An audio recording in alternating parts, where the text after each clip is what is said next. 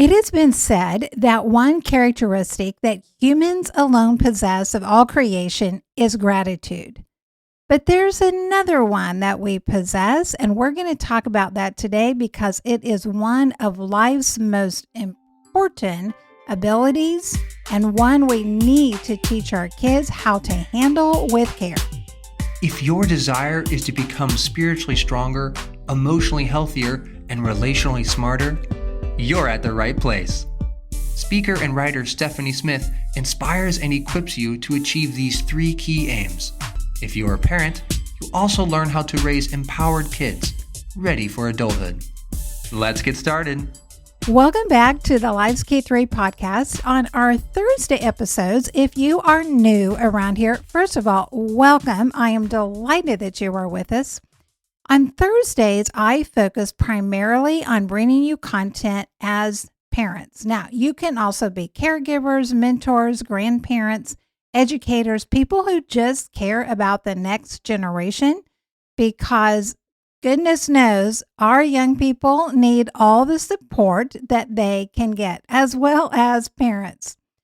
And then on Tuesdays, we unpack information and content that's focused more on building a spiritually strong life for individuals. But of course, we can't separate those two if we are parents or involved in kids' life, because who we are as individuals definitely makes a difference in how we show up as parents. I have a heart to help parents, having raised 5 of my own sons and having lived to tell about it.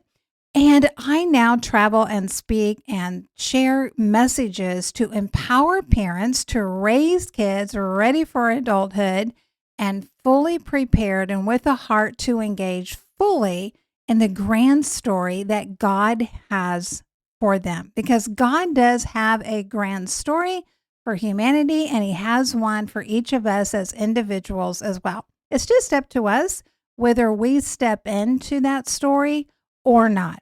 So if you are part of a church or a school, a Christian school, a homeschool group, or just an organization that wants to help parents, make sure to visit my website, stephaniepresents.com, and you can fill out the contact form there that has information on speaking.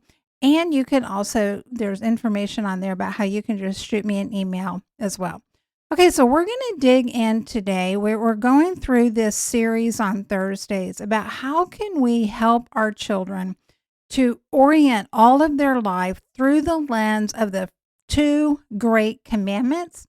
What Jesus said wrapped up all of the meaning of life, and we are primarily focusing on the first one. And that is to love the Lord our God with all of our heart, all of our soul, all of our mind, and all of our strength. And where that is absolutely going to show up 10,000 times is when we make choices. Oh, if only there were like a formula and an algorithm that we could just plug in all of the variables and out would pop the perfect choice every time we have a decision to make. But I don't think that's ever really going to be invented. And so what we have to learn to do instead is to say, how do we decide how we're going to make decisions? Because we're going to have a framework either by default or by intentionality. And life is lived a whole lot wiser and a whole lot better when it's lived by intention and things aren't just left to default.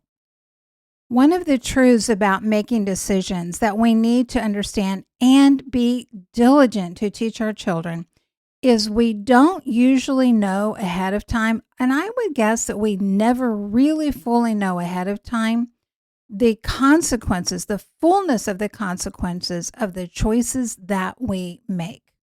And that's not because we're stupid or ignorant or arrogant. It's just the way of life. And just as we don't measure the reality of moral laws by the timetable between cause and effect, because there are laws that operate in the universe, like physical laws like gravity, for example, and if we decide that we are going to defy the law of gravity, We can measure probably in seconds, if not milliseconds, the reality that that actually is a true thing. But there are other laws that govern how we are designed to live. And there might be decades, there might even be generations between the time that we choose to break those laws and not live in alignment with those and when the consequences really come home. And sometimes the consequences of choices don't just impact us. And we're not only impacted by our own choices. Anybody ever been impacted by somebody else's choices? Of course. And that's part of our interdependence. And that is part of what we need to teach our children as well. Their choices will have an impact on people besides themselves, and they probably won't even know the fullness of that impact. Also, there's a humility that comes in understanding, hey, yeah, we get impacted by other people's choices here. And that is both positively and that is also negatively. But God has given us the ability to choose. We have something called free will. And this is part of our design. And we can go back to the very, very beginning with the very first man and woman. And God in the beginning gives them the ability to choose because he presents them with a real choice. This isn't a fake choice. You know, sometimes as parents, how we can end up giving our kids like face choices like, do you want to quiet down or do you want me to come in there? Well, they really don't want either. They really want to continue going on being loud and they really don't want us to come in there. But we've kind of set them up with a fake choice. And, there's different ways that we do that. But God gave Adam and Eve a real choice. He had them in the garden and he said, hey, you get to eat of every tree that's in this garden except for this one. That set them up, not in a negative or a manipulative way. It's just that it created choice.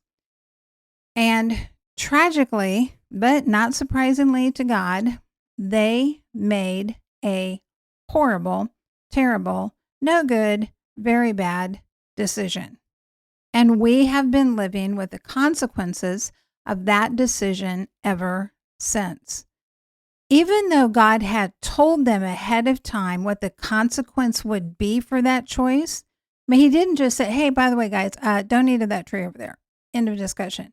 He had told them what the consequence would be because he said, for if you do, in that day, you will surely die. And we might look at that and go, well, they didn't drop dead as soon as they ate of that fruit. No, but they totally changed the trajectory of their life that led them to die. Sometimes there is a working out. There's a process of consequences that we experience. We don't always experience them in the exact moment. Did they fully grasp and understand what that consequence was going to be ahead of time? No. And part of it is because they had no way to fully grasp that concept. So for them, it was a matter of trust in God. Were they going to listen to him or not? And so we have this responsibility to also teach our children when they are making choices as much as we can to get them to see the consequences of their choices ahead of time. But parents, this is also where you can be encouraged by what happened with God and Adam and Eve. He gave them a choice. He gave them the consequence that was going to come. And yet, you know what? They still made that choice. And they had no inherent sinful nature. They lived in a flawless world. And they still made that wrong choice. So maybe if you're listening today and you have kids who are older and maybe you've watched them make some terrible life decisions and you are wanting to beat yourself up and say, what did I do wrong? What am I doing wrong? Be encouraged. It may be that there's value in assessing what you're currently doing It may even be valuable to look back and to say, you know what, if I had to do it over again, I would have done this differently. But there's only value in that when it helps to provide a different direction for the parenting that you're doing right now, or to help someone else not make those same mistakes. There is no value in going back and looking at and evaluating your parenting if the only thing you're going to do with it is craft a whip out of it and beat yourself up with that. That isn't going to help you, and that isn't going to do anything to help your child or your children who are or have been making bad decisions. So how can we proactively help them to make good decisions? Rather than just pointing it out on a case-by-case basis, how can we teach them a framework for decision making? And this is incredibly important because, there's an expression, and it's not unique to me. It's choices become habits, and habits become character, and character becomes destiny. We don't make any choices that stand in total isolation, that don't have a connection with the choices that we will be making in the future. So to give you an idea for a framework, I'm going to use the acronym A-LASO. That's A-L-A-S-O. And this is something that you can teach your children. So the first A is to, first of all, to appreciate that he has given us this ability. Now that can kind of sound like, duh, but I want you to think about that. If we started every process of making choices with just acknowledging and giving gratitude to God. Hey, God, thank you that we even have this ability to make a choice. Even when it's very difficult and it's hard, how much better is it to have this ability to make decisions rather than to just be puppets that we're just kind of left at the whim of the world or other people or whatever. So first of all, if we have an appreciation for the ability, it also helps to center our mindset in an attitude of humility and gratitude rather than arrogance and fear. The L stands for listen to voices which honor God. Adam and Eve's sin didn't start with their mouths. It didn't begin with the bite that they took of the forbidden fruit. It began with their ears. It began with the voice that they listened to. Eve listened to the serpent. She paused. She gave that serpent space to speak into her life.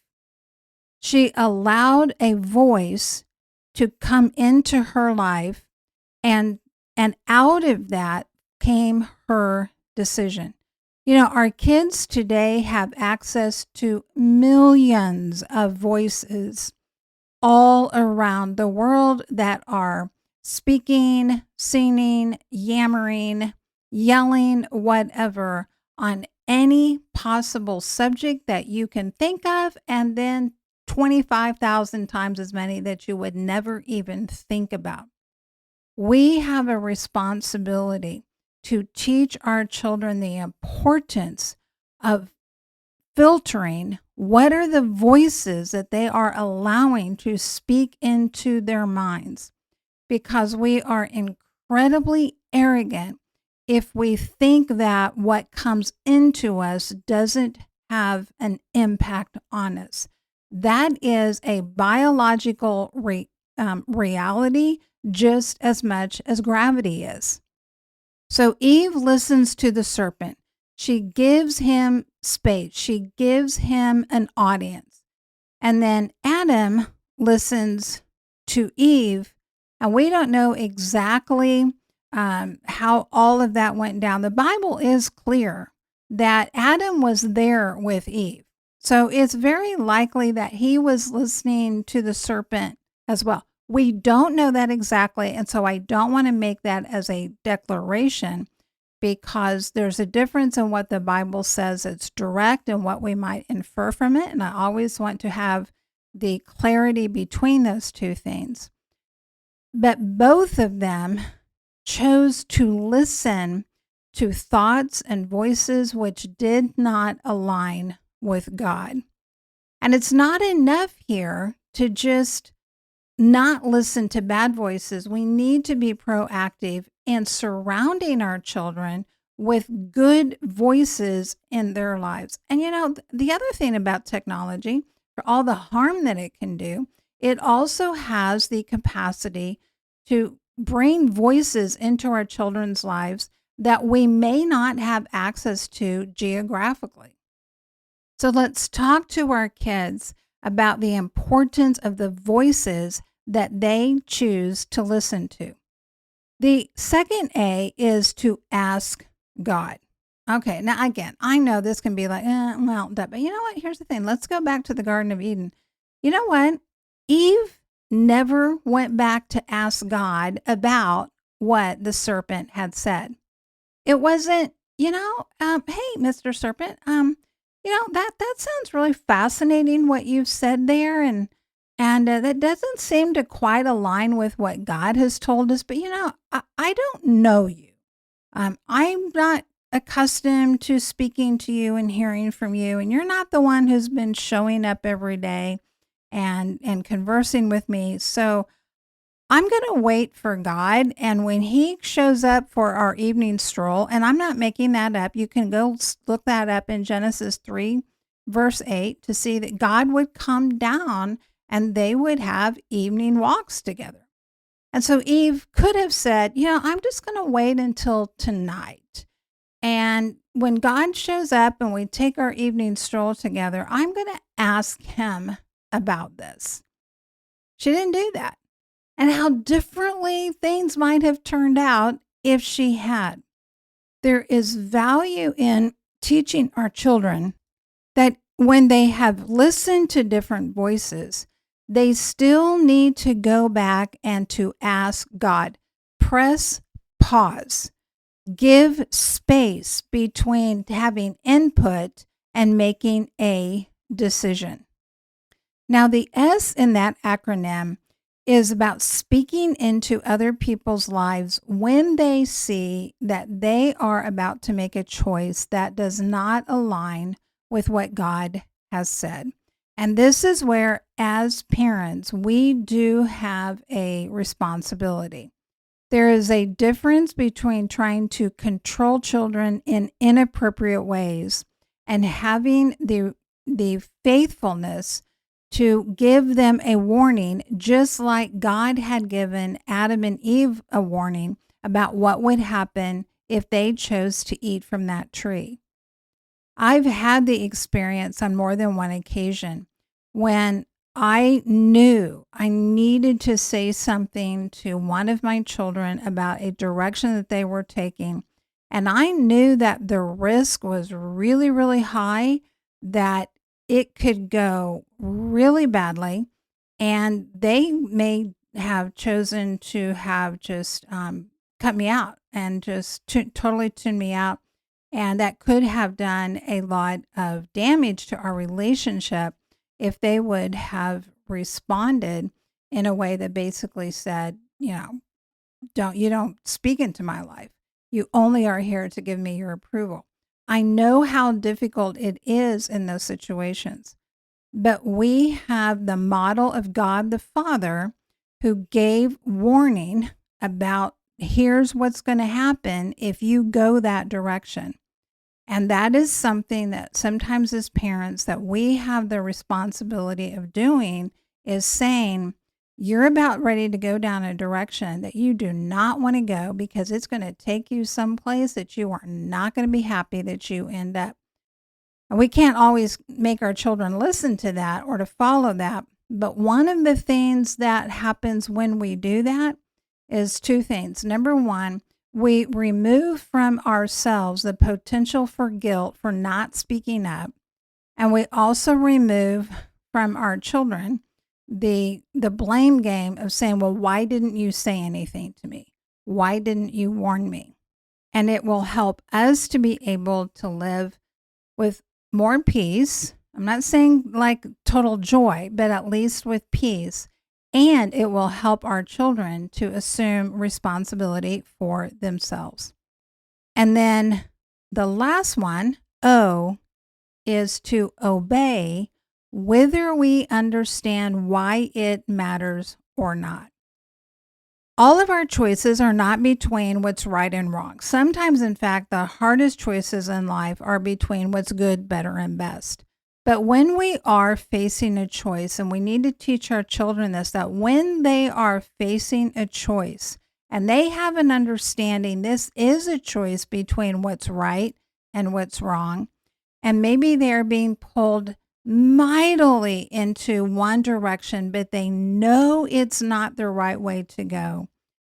Obedience, just because, is a tremendous expression of faith. And sometimes it just comes down to saying we're going to do what's right, whether we understand why it really makes a difference or not.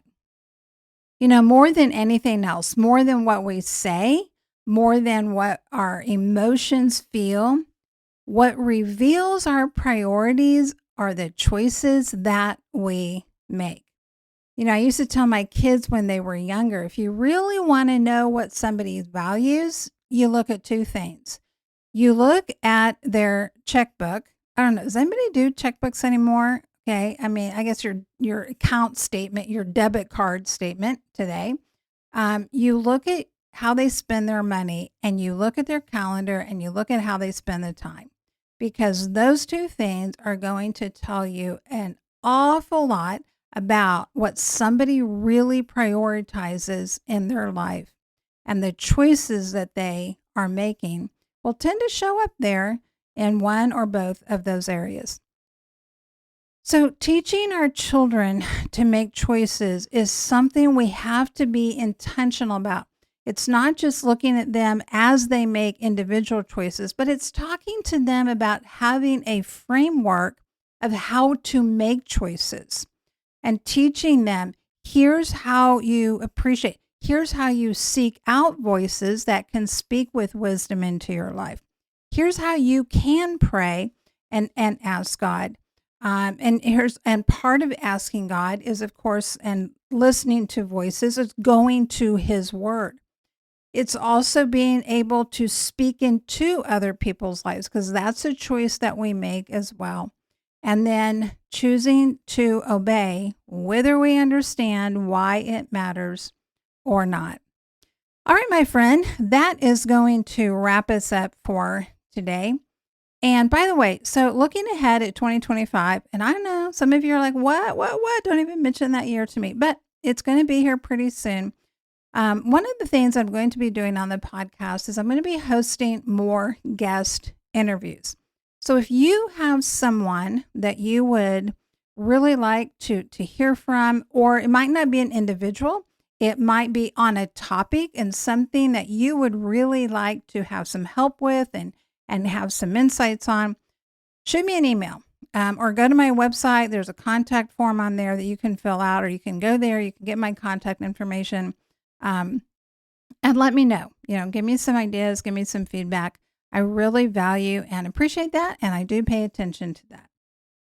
All right, if you haven't already, make sure when you go to the website, you sign up for High Impact, the weekly newsletter, because that is there to help you, because you do have an impact that is immeasurable, eternal, and irreplaceable. I'll see you next time. Thank you for listening. Visit the website, stephaniepresents.com, and sign up for High Impact to join the mission of building spiritually strong, emotionally healthy, and relationally smart women and families. You can also book Stephanie to speak at your event and check out additional resources. Together, we can invite and equip generations to engage fully in God's grand story.